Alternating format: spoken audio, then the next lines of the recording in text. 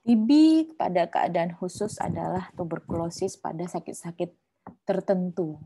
Nah, kenapa harus tahu ini sebenarnya sih? Kalau dengan TB komplikasi, idealnya kalian rujuk.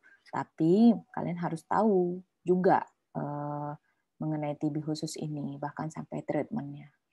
Nah, TB keadaan khusus ini bagaimana? TB milier, TB perinatal, TB HIV, TB ekstrapulmonal, seperti limfadenitis superficial, kulit, sistem skeletal, SSP, dan lainnya. Kita mulai TB milier. TB milier adalah merupakan TB yang berat, ya. Ini juga nggak jarang dijumpai, bahkan sampai 7% dari kasus TB, terutama anak di bawah 2 tahun, karena memang imunitasnya masih belum stabil, ya kan, masih rendah, sehingga anak di bawah 2 tahun itu kalau terkena TB ya jadinya TB milier. Terus dipengaruhi 3 faktor, ini dia, kuantitas dan virulensi, status imunologis, dan lingkungan. Diagnosisnya ya seperti tadi, tetap manifestasi TB, ya. Kemudian malnutrisi, ya nutrisi lah ya. Terus ronsen fotonya tampilan milier. Milier ini nggak bisa lupa kita ya. Dia memang nampak sekali dia mili-mili infiltratnya. Kemudian ya bisa difunduskopi untuk sebagai screening apakah ada tuberkulosis koroid, kemudian fungsi lumbal juga harus kita lakukan karena TB milier sering sekali bersamaan dengan meningitis TB. Kultur spesimen wajib dilakukan. Ini dia TB milier karena di foto nggak terlalu khas. Khas sih sebenarnya, tapi maksudnya ini di foto. Kalau kenyataannya kalian lihat lebih nggak lupa lagi gitulah. Nah, dia mili-mili dan biasanya dia seluruh paru. Dan idealnya kita foto lagi nih posisi lateral untuk memastikan betul nggak nih milier. Dan di posisi lateral biasanya juga nampak gambaran mili-mili seperti ini. OAT-nya berapa lama? Kalau milier 12 bulan. Jadi nggak selamanya OAT itu diberikan 6 bulan. 6 bulan itu pada TB paru. Milier, ya kan, TB paru yang milier, jadi milier 12 bulan. Ya, pertama dia 2 bulan, kemudian dilanjutkan rifampicin sama isoniazid 10 bulan. Kortikosteroid diberikan ya pada TB berat dengan dosis 1,2 mg per kilogram berat badan per hari selama 2-4 minggu. Kemudian jangan lupa kalau pemberian steroid kita wajib tapering off, yaitu 2-6 minggu. Suportif ya otomatis kita perbaiki nutrisi, kemudian cegah dan cari ada penyakit penyertanya. Kemudian evaluasi fototoraks 5-10 minggu. Oke. Nah, bagaimana dengan TB perinatal? TB perinatal ini anak lahir dari ibu yang TB, ya. Jadi kalau di prenatal, kalau prenatal itu dia bisa tertular melalui hematogen via plasenta atau vena umbilikal atau aspirasi cairan amnionnya. Nah, pada saat natal dia hematogen, aspirasi, dan inhalasi. Postnatal biasanya dia inhalasi. Nah, bisa nggak begitu lahir anaknya TB? Makanya kita harus screening, itu dinamakan TB kongenital. TB kongenital biasanya dari vena umbilikalnya kita lihat, kalau ada tuberkel kita PA-kan, nah, atau cairan amnionnya, tapi ini yang pernah dilakukan adalah yang tuberkelnya di tali pusatnya ya, umbilikalnya di PA-kan. Nah, kalau ibunya kena TB gimana dok? Ya kita kasih, dia tetap bisa menyusui, tapi dia pakai masker ibunya karena seringnya postnatal itu yaitu inhalasi dari droplet ibu. Nah kalau TB kongenital sebenarnya sih insidennya sangat jarang ya.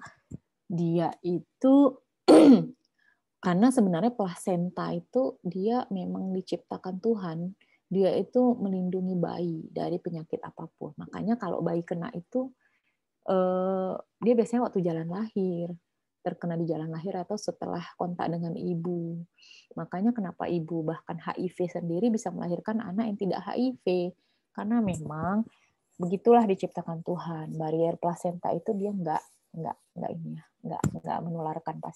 menularkan penyakit, nggak bisa penyakit masuk ke situ. Gitu. Beda aliran darahnya ya. Terus Coba kita lihat. Nah, masalah yang dijumpai seringnya TB pada ibu hamil itu didiagnosa terlalu dini, atau malah didiagnosanya terlalu lambat, atau malah sering tidak terdiagnosa. Jadi kalau saya menjumpai beberapa kasus ibunya TB, ibunya terdiagnosa TB itu di akhir-akhir mau melahirkan. Seperti itu. Nah, TB pada ibu hamil didiagnosa terlambat. Jadi resiko TB perinatal tuh meningkat ya.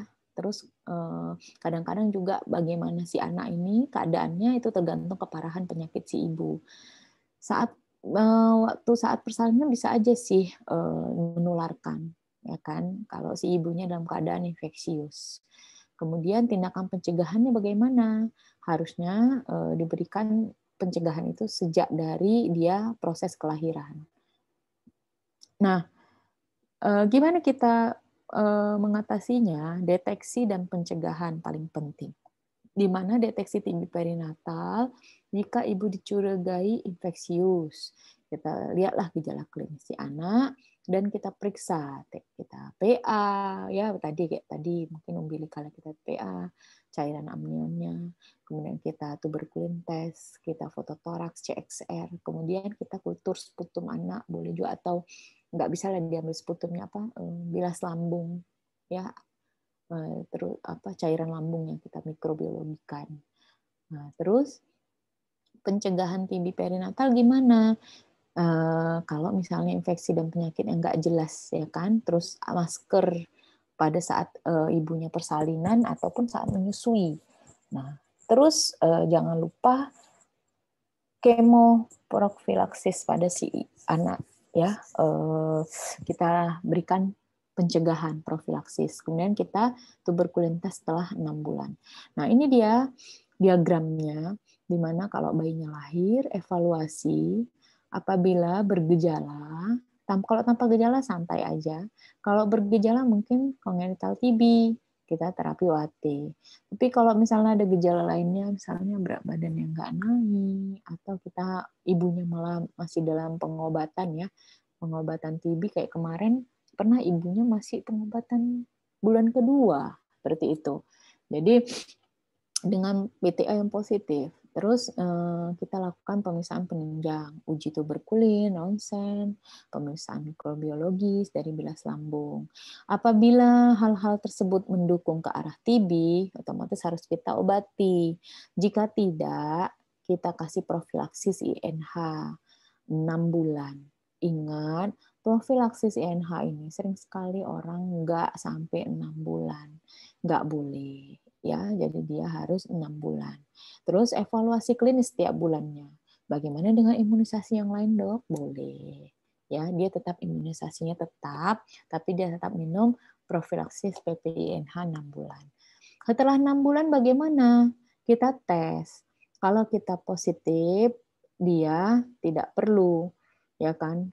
Tapi kalau negatif dia imunisasi. Maksudnya ini imunisasi BCG ya, Dek ya. Yang tadi saya bilang bagaimana dengan imunisasi yang lain tuh misalnya hepatitis B, DPT, HIV, semuanya itu boleh. Kecuali BCG, kita tunggu dulu tuberkulin tesnya. Kalau positif kan berarti tandanya udah ada kuman Mycobacterium tuberculosis di badannya. Perlu nggak kita BCG lagi? Ya nggak perlu. Dia sudah ada antibodi alami, ya kan. Tapi kalau misalnya negatif ya kita imunisasi BCG anaknya. Terus tanda dan gejalanya biasanya sih kita temukan gangguan pernapasan tuh pada 76% anak. Ada hepatosplenomegali, demam, adenopati, kemudian anak sulit minum ya, sulit minum bukan sulit makan sih. Letargi, distensi abdominal, failure to thrive gagal tumbuh ya, cairan di telinga keluar, ruam. Tapi yang paling sering adalah gangguan pernafasan sama demam. Oke. Nah, CXR kalau misalnya dari 27 bayi akan di bawah 3 bulan terkonfirmasi TB itu pada umumnya dia gambarannya seperti miliar itu 26%. Paling banyak lymphadenopati. Ya kan. Terus air trapping juga bisa dijumpai. Oke. Ini biopsi endometrium. Ada sel-sel yang ditemukan secara PA, tapi enggak ini sih ya. Yang kita penting tahu adalah di anaknya. Oke, tadi alurnya tadi udah harus diingat ya. TB HIV. Nah, bagaimana yang TB HIV? Ini prevalensinya cukup tinggi, di mana pada saat anak dengan HIV biasanya juga anak terinfeksi TB. Nah, terus anak terinfeksi HIV ini juga dia sering koinfeksi ya kalau TB, karena imunitasnya rendah. Ingat pelajaran yang lalu, tuberkulosis itu tergantung dari imunitas ya. Jadi imunitas tubuh yang rendah, maka dia akan membangkitkan si TB yang dorman, ya kan. Jadi disfungsi imunitas yang cepat, ya kan. Terus replikasi viral, progresif HIV, infeksi berat lainnya biasanya pneumositis, ya kan. Terus bakteri pneumonia. Nah, jadi pada anak-anak HIV ini karena imunnya terganggu lah, maka muncullah si TB ini. Tanda dan gejalanya demam berat badan, failure to thrive, demam, sama seperti manifestasi klinis yang lain. Cuman kalau misalnya dalam pemeriksaan penunjangnya itu bisa juga dijumpai miliar. Nah, perlu juga ingat pada HIV juga kita harus waspada terhadap MDR-TB.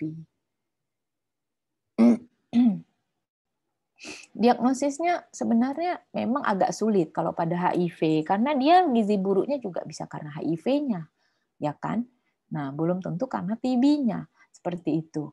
Jadi sebenarnya kalau tanda spesifik sih nggak ada yang memastikan, oh ini pasti, nggak ada, ya kan? Terus kalau TST-nya juga seringnya alergi. Terus kalau fototerapi juga karena dia double sakitnya juga bervariasi, seperti saya bilang. Sedangkan dua dokter radiologi aja bisa berbeda pendapat, seperti itu. Nah, kultur adalah yang terbaik. Jadi sekarang itu Gen Expert, TCM, tes cepat molekuler. Ya kan, itu sekalian bisa mendeteksi MDR-TB. Nah, kita mintakan juga biasanya dengan kultur BTA, ya. Penegakan diagnosis gejala kronis, ya, terus tanda fisik kemungkinan TB. Nah, TST yang positif di bawah 5 mm, di atas 5 mm, kemudian ronsen foto. Terapinya bagaimana? Terapinya itu kita lihat biasanya dia dengan 3 jenis obat. Ya, kalau dia TB paru biasa. Tapi kalau misalnya pada yang berat ya dengan HIV juga kita tambahkan etambutol. Oke, itu selama 12 bulan. Kalau respon terapi terhadap TB yang respon terapi terhadap OAT yang standar itu jelek, kita harus cek ulang lagi. Kita lihat MDR-TB. Nah, profilaksis isoniazid sebenarnya kalau pada anak kontak dengan dewasa ya, itu wajib dengan HIV, umur berapapun wajib ya, kalau dia kontak dengan BTA positif. Tapi kalau kemudian kalau bersimptom ya, misalnya dalam masa profilaksis 6 bulan itu kan tiap bulan kita lihat dia, ya kan, dia ngambil obat, dia juga ngambil obat HIV-nya. Kalau ada simptom, ada gejala klinis, kita evaluasi lagi TB-nya. Apakah dia udah menjadi TB dalam perjalanan profilaksis. Kalau jadi TB ya kita obati dengan OAT. Nah, TB limfadenitis superficial, di mana TB-nya itu adalah komplikasi dari TB primer. Jadi TB kelenjar lah kita bilang ya. TB ekstrapulmoner yang paling sering dijumpai. Sering terjadi pada 6 bulan pertama setelah infeksi. Nah, biasanya di mana lokasi yang paling sering adalah koli. Bisa juga di aksila, bisa inguinal. Tapi yang sering itu koli. Nah, manifestasi klinisnya sebenarnya pemeriksaan kelenjar limf yang tegas, ya kan, diskret, tidak lunak, menetap, biasanya unilateral, itu lebih dari 2, lebih dari 1. Terus habis itu juga dia biasanya confluence, maksudnya berdekatan. Terus tuberkulitasnya positif. Nah, pada umumnya 70% tuh malah fototroksnya normal. Makanya kalau TB kelenjar ini kita harus hati-hati menegakkannya. Karena bisa overdiagnosis ataupun misdiagnosis seperti itu. Definitifnya biopsi lah pasti ya, dengan histologi atau bakteriologi, malah sekarang sudah bisa tes cepat molekuler dari biopsi kelenjar. Dari FNAB, sorry, bukan biopsi. Dari FNAB kita bisa minta tes cepat molekuler. Manajemennya kita kasih OAT 6 bulan, RHZ saja. Tuberkulosis kulit. Nah, tuberkulosis kulit ini dikenal paling sering dengan skrofuloderma. Ya, penyebarannya hematogen, reinfeksi eksogen, dan jadi abses. Biasanya gambarannya bagaimana? Nodul subkutan, batas tegas, asimptomatik. Ya kan, ada nekrosis ya, fluktuatif. Kadang-kadang dia bisa disertai ulkus yang linier. Terus lokasinya biasanya di mana-mana, ya kan, wajah, leher, submandibular, subclavicular. Terus pemeriksaannya bagaimana? Ya, dia kan gampang ya diambil ya. Dia biasanya kita ambil jaringannya itu, kita PA-kan. Ya, kita lihat ada nggak. Biasanya dia dapat adanya granuloma, adanya jaringan nekrosis, Seldatia, Langerhans. Terus FNAB bisa juga. Manajemennya OAT 6 bulan, RHZ. Oke. Ini dia gambaran skrofuloderma di inguinal, terus tuh di lehernya ya, di subclavicular. Dia sembuhnya nanti jadi sikatrik. Nah, ini yang udah sembuh. Udah bukan udah sembuh ya, udah menunjukkan perbaikan, belum sembuh maksimal. Ini yang di pantatnya ya, di bokong ya. Nah, ini yang belum, ini awal belum diberikan OAT. Oke, kemudian TB sistem skeletal atau spondilitis TB, toxicity, pokoknya TB tulang lah. Dia 1-7%, ya kan, dari kejadian. Manifestasi klinisnya nggak spesifik, dan biasanya dia nggak tiba-tiba serta-merta, enggak. Nah, dia perlahan-lahan. Terus biasanya dia itu adanya bengkak, kakuan, nyeri, terus diperparah oleh trauma. Jadi biasanya kalau pada anamnesa tuh kita harus tanyakan, ada riwayat terjatuh, Bu? Iya, Dok. Biasanya kemarin itu dia terjatuh memang, Dok. Saat main, atau memang dia waktu main-main tertolak temennya jatuh gitu. Jadi ini memang harus kita tanyakan, ya. Pemeriksaannya apa? Radiologi, ya, nanti kita lihat adanya pembengkakan jaringan lunak di daerah sendi, kemudian adanya destruksi, ya kan? Terus bentar ya, Dek.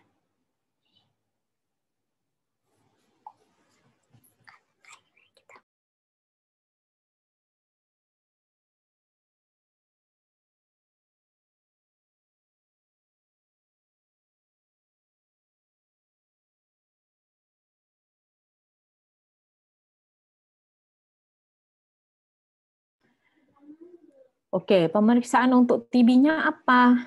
Jadi biasanya anak datang misalnya kan, udah trauma, ada kesulitan berjalan, atau tiba-tiba punggungnya ya ada benjolan. Atau kemarin tuh saya ketemu di tangannya, bisa juga ya. Tapi dia paling sering itu spondilitis, koksitis, sama tadi genus yang ini tadi mana ya? Gonitis, pembengkakan di lutut. Kalau spondilitis kita biasanya sebutkannya gibus. Oke. Nah, nyeri, jadi anaknya payah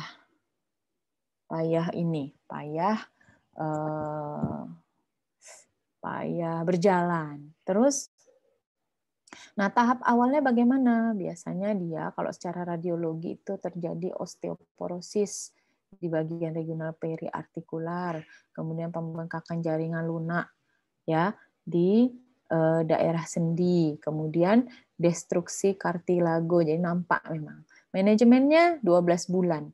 Jadi ingat, ini 12 bulan. Ya, Dek ya. 2 bulan yang fase awal, kemudian lanjutannya 10 bulan. Ini contohnya. Ini gibus spondylitis. Oke. Nah, bagaimana TB SSP atau biasanya lazim disebut TB apa namanya? Meningitis TB. Ya, meningitis TB biasanya 1%. Kemudian dia meningitis, tuberkuloma, kemudian arachidonitis spinalis. Meningitis TB dia biasanya akan membuat adanya hidrosefalus komunikan. Nah, manifestasi klinisnya harus diingat meningitis itu pelan-pelan dia.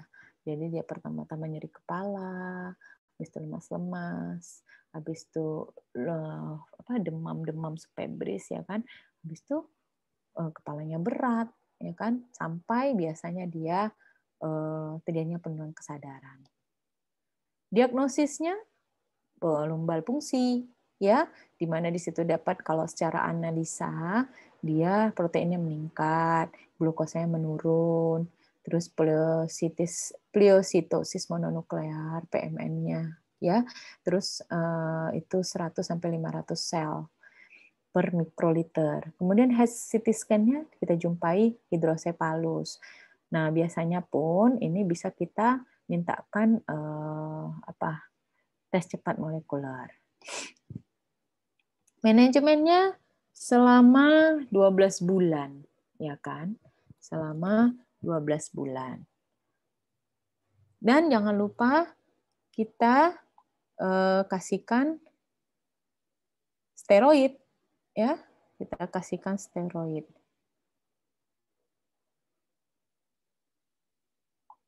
Terus apa lagi ya?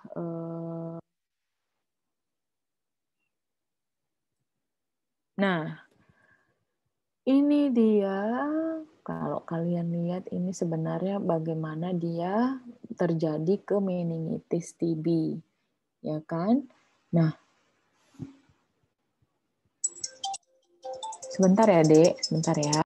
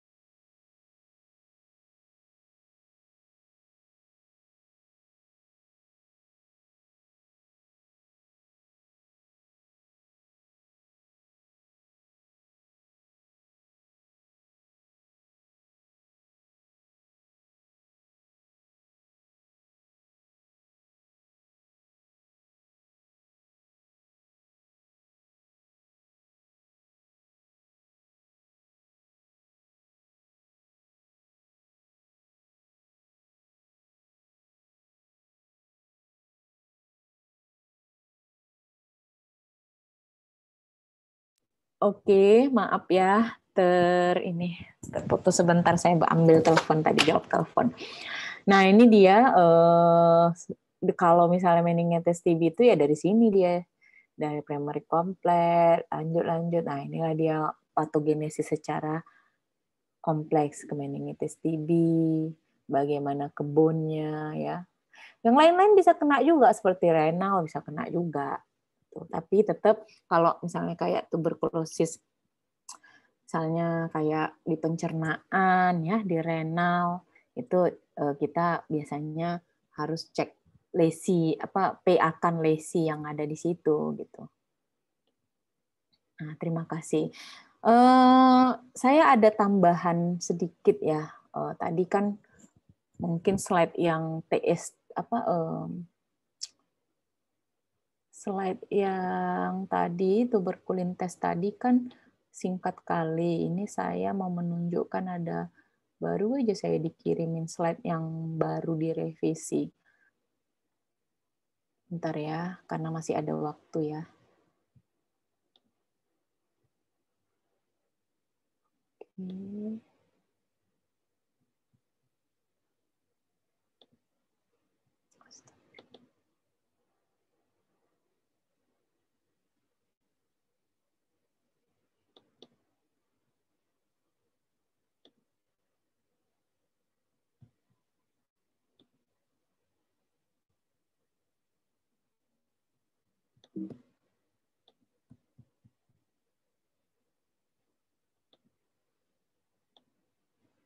Bentar ya, Dek.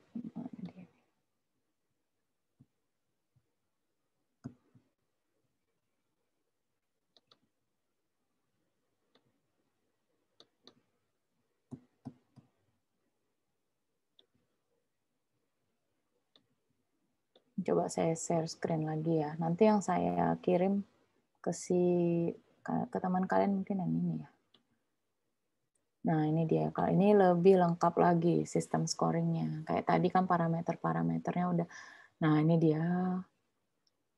Yang perlu kalian ingat adalah kalau misalnya kontak TB itu juga dalam bicara itu 0 sampai 10 partikel yang keluar.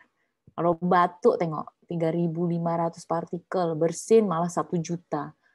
Jadi memang dia tuh dari droplet. Nah, ini dia kontak TB itu yang mana? Mungkin tadi nggak ada dijelasan ya. Kontak TB itu yang paling penting adalah yang close kontak. Ya, orang yang terpapar dengan penderita TB itu biasanya anggota keluarga, serumah, sekamar, kawan karib, pembantu, supir, guru.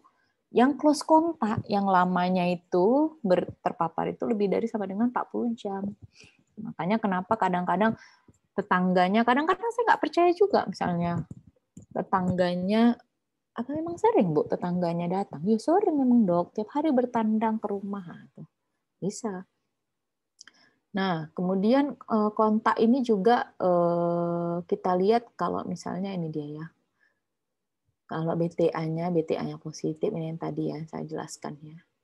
Nah ini dia yang tadi sama dengan yang tadi. Nah prosedur uji tuberkulin ini kayaknya belum ada tadi di slide yang sebelumnya. Pokoknya kita harus cuci tangan. Desinfeksinya kapas alkohol ya dek. Jangan kalau BCG kan kapas biasa. Karena takut kuman BCG-nya mati. Kalau misalnya tuberkulin ini kan cuma proteinnya, bukan kuman hidup. Jadi kapas alkohol tetap. Lokasinya 5-10%, 5-10 cm di bawah folat, 0,1. Oke, ini positif. Oke. Keadaan gizi, nah ini ya saya jelaskan tadi ya, baik dengan kurva WHO di bawah 5 tahun, di atas 5 tahun dengan CDC. Nah ini dia berat badan yang turun itu, kita lihat berat badannya itu nggak naik dalam 2 bulan berturut-turut. Jadi gini, anaknya gemuk, bukan gemuk lah kita bilang, anaknya gizinya normal, ya kan? Tapi kata ibunya, badannya nggak naik-naik dalam 2 bulan berturut-turut ini. Nggak mesti juga misalnya turun ya. Misalnya turun bisa juga, tapi misalnya nggak naik-naik, nah, wah, tapi makannya banyak, Bu. Makannya tetap Dok banyak. Nah, itu bisa sebagai suatu acuan. Tapi kalau misalnya memang dia malas makan, kerjaannya main aja, udah sekolah nih les lagi Dok, nggak mau makan-makan, nah itu nggak bisa jadi acuan. Jadi tetap dengan gizi yang adekuat, tapi dia nggak naik dalam 2 bulan berturut-turut. Ini dia ya, ini status gizi ya, di bawah 5 tahun, di atas 5 tahun. Oke. Nah, ini dia kalau gambaran anak-anak yang gizi buruk itu. Marasmus, kwashiorkor, ini yang udah poinnya masuk kedua ya, masuk kedua. Gizi buruk 2. Oke. Demamnya yang tadi lah saya bilangnya lebih dari 2. Nah, ini juga kenapa demam itu harus dia secara rasional, karena dia harus kita singkirkan ISK, demam tifoid, dan malaria. Jadi pada umumnya sudah pemberian antibiotik yang mengarah-ngarah ke sini, ya kan? Tapi tetap aja dia demam. Keringat malam nggak salah satu pasti, karena keringat malam ini sebenarnya pada anak itu salah satunya juga tanda adanya adanya hormon pertumbuhan. Jadi kalau hormon pertumbuhan itu dia munculnya di malam hari, ya kan? Jadi metabolisme meningkat pada anak, makanya anak tuh suka kalau malam-malam keringetan, lagi bobok keringetan tapi nggak kepanasan gitu. Tapi bisa juga sih ini pertanda suatu TB, karena kalau TB itu juga dia meningkatkan metabolisme tubuh, makanya tubuhnya makin kurus, keringetan, ya kan, terutama malam hari seperti itu. Cuman pada anak ini nggak patokan utama. Oke, ini tadi kok ke atas. Batuk yang tadi saya jelaskan ya, batuk alergi, asma harus disingkirkan. Pembesaran KGB ya tadi juga kayak yang tadi kita waktu TB khusus itu pemeriksaannya itu definitif, kita harus pastikan juga PA-nya ya kan, kita FNAB kan ya. Pada ISPA juga soalnya sering deh pembesaran KGB. Makanya cuman kalau pada ISPA atau infeksi-infeksi. Jadi pembesaran KGB itu adalah pada daerah yang paling dekat dengan infeksi. Jadi kok ISPA ya di leher, kalau misalnya bisa juga di ketiak, kalau ISK ya di inguinal seperti itu. Jadi kita harus singkirkan dulu, ya kan? Tapi kalau misalnya nggak ada nyeri, biasanya ya dia karena TB. Oke. Ini pembesaran kelenjar tulang sama sendi tadi udah ya, TB khusus kan tadi udah ditunjukkan juga bagaimana kalau gibus ini genositisnya ya pada lutut ya, tengok membesar memang kian dan dia nyeri dia. Nah ini gambarannya, mungkin ini juga mendukung yang TB khusus tadi ya Dek. Dia ada gambaran memang dia osteoporosis nggak intak gitu, nggak intak apanya, tulangnya nggak mulus gitu. Jadi dia memang ada gambaran osteoporosis. Fototoraks, nah perlu diingat tadi kayak saya bilang terus-terusan, fototoraks itu sangat tergantung dokternya, bisa juga kualitas foto yang kurang baik, ya kan? Tapi biasanya tersering adalah pembesaran kelenjar hilus atau paratrakeal. Malahan kalau fototoraks itu sering overdiagnosis. Biasanya dia kita dapatkan pembesaran KGB, kemudian atelektasis juga bisa, gambaran miliar, pneumonia, efusi juga bisa ya. Nah ini dia fototoraks, dia biasanya pembesaran hilus paratrakeal. Nah ini malahan dia adanya efusi. Oke. Ini juga, yang di sini nih adanya atelektasis juga nih. Oke, nah ini bagian atas nih lobus ya.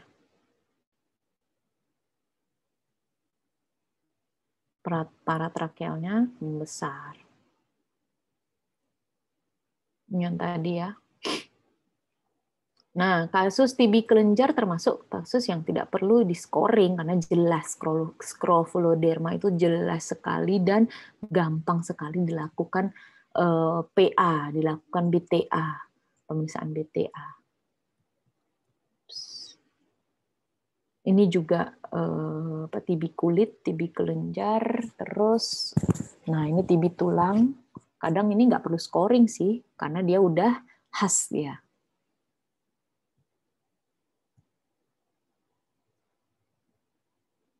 Nah, kalau tadi ya scoringnya tuh 6, lebih dari 6, kan tadi kita udah setuju tuh, sepakat kita kasih OAT ya kan.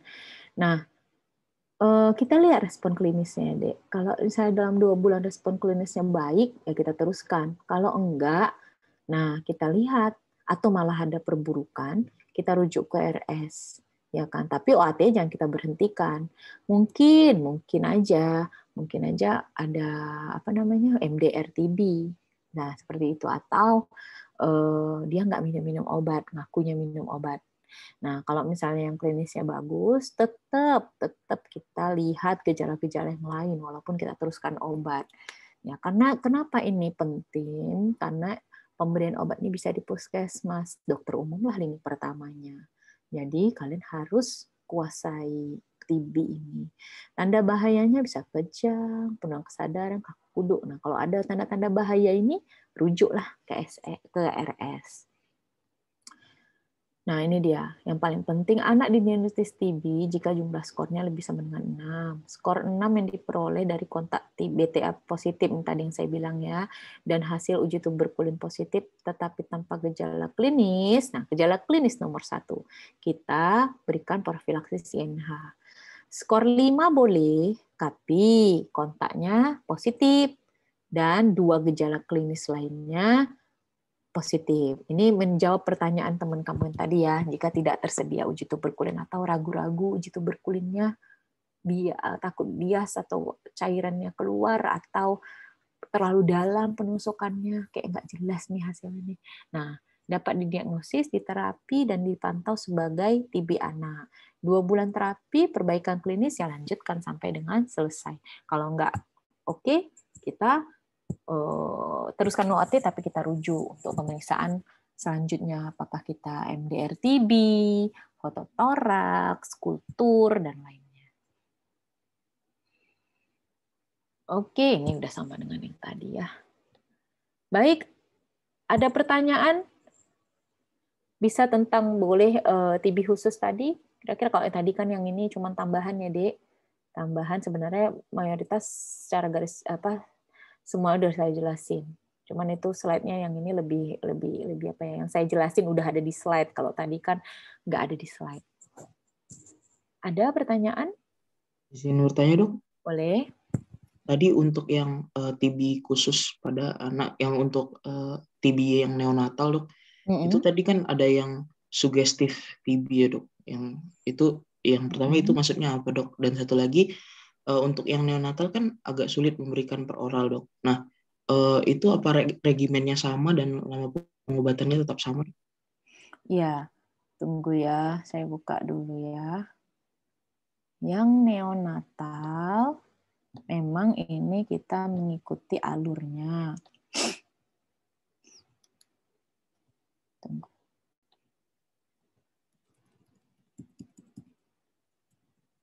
Yang ini, sugestif yang mana? Yang kiri ya? Sugestif congenital TB. Iya, Dok. Ya. Iya, Dok. Jadi kita kan tadi kalau neonatal kita lihat lagi ya ke gejala. Jadi misalnya anaknya tadi pertanyaannya kayak mana? Sugestif, terapi OAT terus? Sugestif congenital TB itu maksudnya seperti apa, Dok? Maksudnya seperti apa? Sama satu lagi yang kalau kita kan untuk yang neonatal agak sulit memberikan per oral atau memang... ya regimennya ya, OAT profilaksisnya apa ya? Baik, Dok. Atau OAT-nya apa? Oke.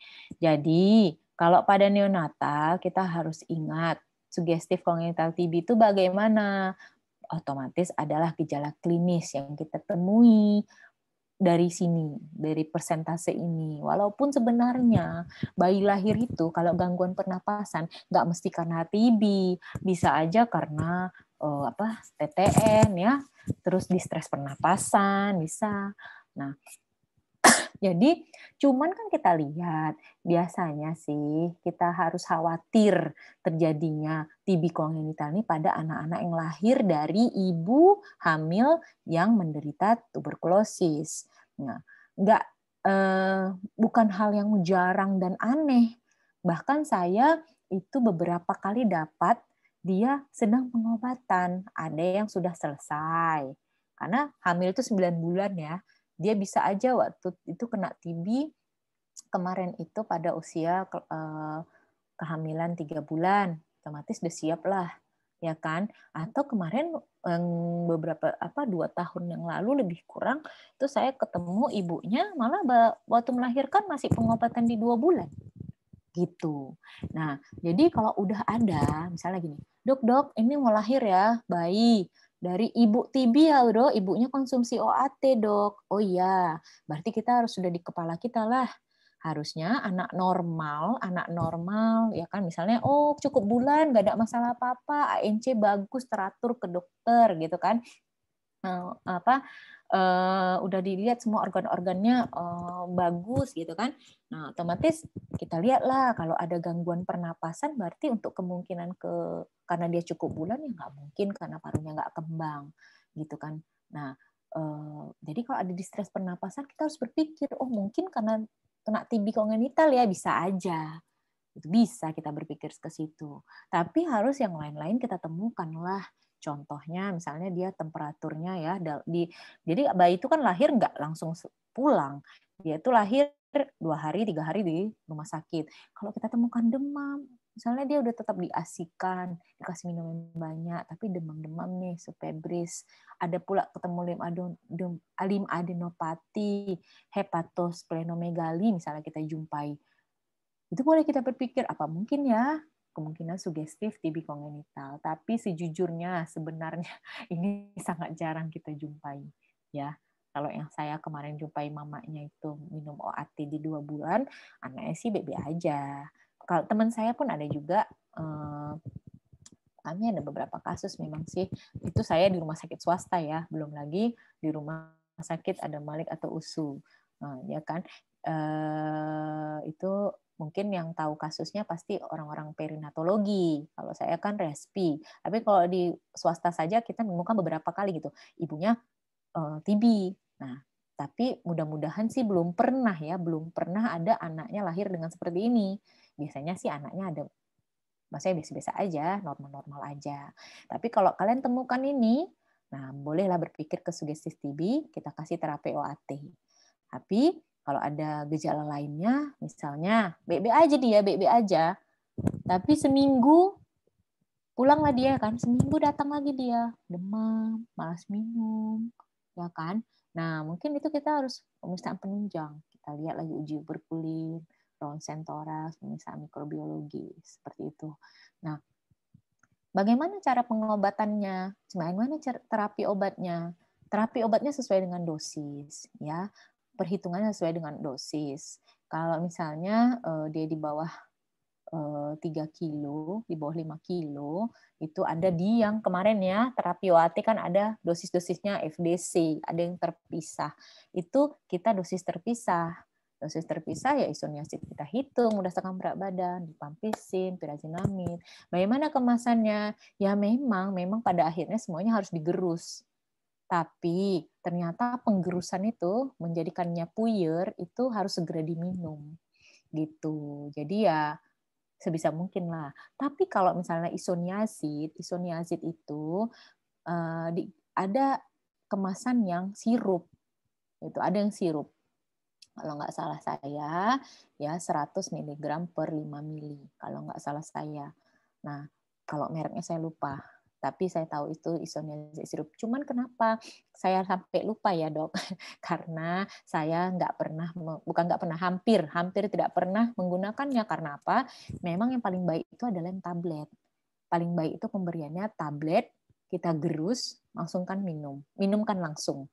Kalau yang sirup ya boleh, tapi ternyata bioavailabilitasnya farmakokinetik dan lain-lain itu lebih bagus yang tablet gitu, lebih bagus yang tablet. Nah, kenapa digerus waktu saat mau minum? Ya memang seperti itu.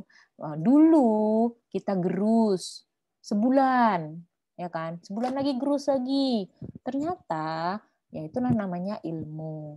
Secara kata orang farmakologi, itu akan mengganggu bioavailabilitasnya gitu. Jadi dia nggak maksimal kerjanya. Makanya untuk saat ini itu dia kita resepin paling cuma sehari sekali. sehari minum. Kalau rawat inap ya, misalnya anak-anak kecil yang harus terpisah, itu kita resepin ya 1 hari resep, 1 hari resep.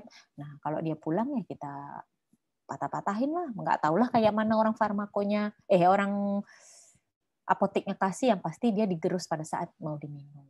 Seperti itu. Ya, gimana? Baik dok, terima kasih dok. Ya, sama-sama. Ada lagi? Jadi kalau TB khusus ini sebenarnya nggak jarang ditemukan ya, Dek. Banyak, terutama di daerah-daerah. Ya, kalian kan nggak semuanya pasti di perkotaan, ya kan? Apalagi nanti mau ada yang PTT, ada yang internship. Ini banyak ditemukan. Kalau di perkotaan kayak kita di Medan ini, malah TB paru sering, TB paru, TB kelenjar.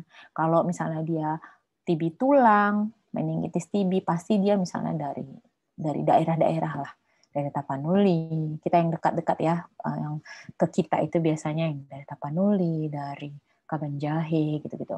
Yang memang